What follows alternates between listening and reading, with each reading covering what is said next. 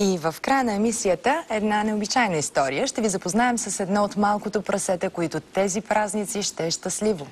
За съдбата на дивото прасе Дивна разказват Антон Хекимян и операторът Любомир Вучков. Тя идва тук като парче месо в кутия за обувки. След близо 3 години вече тежи 130 кг.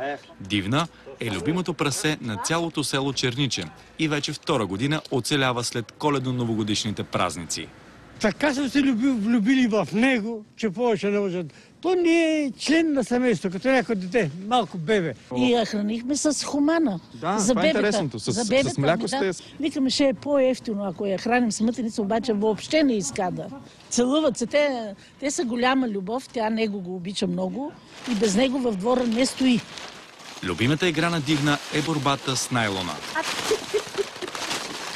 Казах, че сме танцували. Там на тая ливада дое, сега тежка не мога да я дигна. Хваляме и обикаляме, танцуваме. Интересно ни е. Дивна обича да похапва орехи, ябълки, но и пържено месце.